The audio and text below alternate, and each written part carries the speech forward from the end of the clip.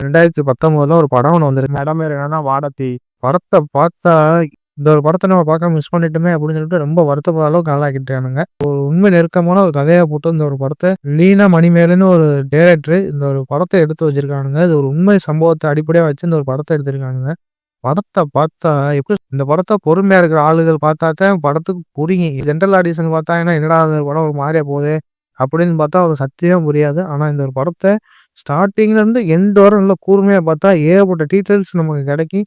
எதுவுமே இந்த சாதி ரீதியான சொல்லாம கொள்ளாம இந்த டீட்டெயில்ஸ்லயே சொல்லியிருப்பானுங்க. அத பார்க்கும்போது நமக்கு எப்புட்றா அப்படிலாம் எடுத்தீய அப்படின்னு நமக்கே தோணும். மலையாள மக்கள் பாடுற பாட்டுலாம் இதுல ஒரு பக்கம் டிஃப்ரெண்டா போட்டு காமிச்சதோட, குடும்பத்த சாதி ரீதியா ஒதுக்கி ஒரு பக்கத்துல வச்சிருப்பானுங்க. பகல்ல யாரும் கண்லயும் தட்டு போடக்கூடாது. தட்டு போட்டா அது ஒரு தீட்டா ஆகி போயிருன்னு சொல்லிப்புட்டு, அவ நைட்ல மட்டும் தான் வெளில வர மாரி அப்படி ஒரு கான்செப்ட்ட போட்டு வச்சு, எல்லாத்துக்கும் நம்ம ஒடுக்கப்பட்டவங்க. இவங்கள பார்த்தா நமக்கு தீட்டு அப்படின்னு சொல்லிப்புட்டு ஒரு பக்கம் போக, ஹீரோயினிக்கு ஒரு மகன் ஒண்ணு இருக்கு. மகன் ஒரு சின்ன புள்ளையா இருக்கு. ரொம்ப டீனேஜ் கம்மி ஒரு 15 வயசோ, 12 வயசோ அப்படி இருக்க மாரி காமிச்சிருக்காங்க. அவளுக்கு ஆசை பாசங்கள் எல்லாமே காதல், ஈதல் எல்லாமே அந்த ஒரு அந்த கதை அம்சத்துல வர மாரி காமிச்சிருக்கு. ஆனா இந்த பொண்ண பார்த்தா தீட்டு அப்படின்னு சொல்லிவுட்டு, அந்த குடும்பத்த ஒதுக்கி வச்சிருப்பாங்க. கடைசில பார்த்தா அந்த சின்ன பொண்ண எப்படி இது தெய்வமா வணங்குனாங்க.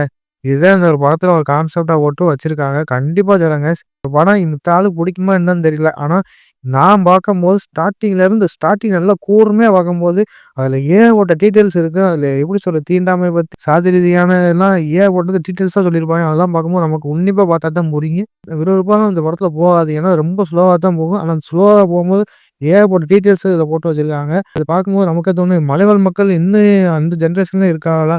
அப்படின்னு நமக்கே தோணும். ஏன்னா, இது உண்மை நெருக்கமான ஒரு கதையா போட்டு இது எடுத்து வச்சிருக்காங்க. இது எப்படி உண்மையில நடந்த சம்பவம் மாரி இந்த இது நடந்த சம்பவத்த இந்த படத்த எடுத்து வச்சிருக்காங்க.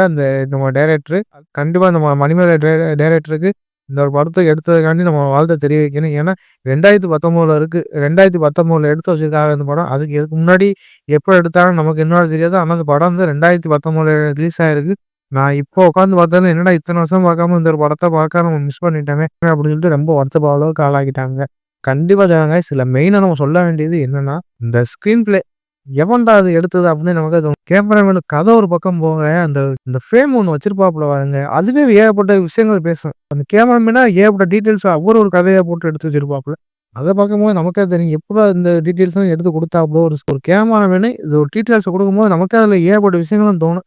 கண்டிப்பா சொல்றேன். இல்ல கேமராமேனுக்கு ஒரு வாழ்த்து தெரிவிக்கணும். அதுக்கப்புறம் சவுண்ட் டிசைன் இதுவரைக்கும் நான் எந்த இதுவுமே அப்படி பார்த்தது கிடையாது.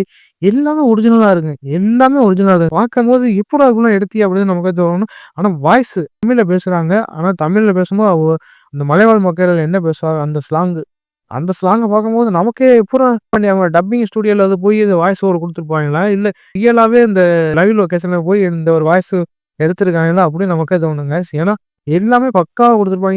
ரியலா ஒரு லைவ் லொகேஷன்ல பேசினா எப்படி இருக்கு? வாய்ஸ்லாம் அந்த மாரி அப்படி போட்டு எடுத்து வச்சிருப்பாங்க. அத பார்க்கும்போது நமக்கே எப்புட்றா இதெல்லாம் எடுத்தீய அப்படின்னு நமக்கே தோணும். ஆனா இந்த ஒரு படம் கண்டிப்பா நம்ம ஃபேமிலியோட பார்க்க முடியாது. எல்லாமே அடல்ட் சீன் ஏகப்பட்ட சீனா இருக்கு. என்னடா இப்படிலாம் எடுத்து வச்சிருக்கிய அப்படின்னு நமக்கே தோணும். ஆனா ஆக மொத்தத்துல இந்த படம் ஒரு மஸ்ட் வாட்சான ஃபிலிம் கைஸ். கண்டிப்பா சொல்றேன். வேற லெவல்ல இருக்கு. படத்த மிஸ் பண்ணாதீங்க. ஆனா ஃபேமிலியோட பார்க்கவே முடியாது. அத மனசுல வச்சு பார்த்துக்கிறங்க. அமேசான் பிரைம்ல இருக்கு. இது ஒரு தமிழ் படம். கண்டிப்பா மிஸ் பண்ணாதீங்க கைஸ். இப்படி ஒரு படம் வந்தது யாருக்கும் தெரிஞ்சதோ தெரியல என்னன்னு தெரியல. நான் இந்த ஒரு படத்த இப்பதான் பார்த்தேன்.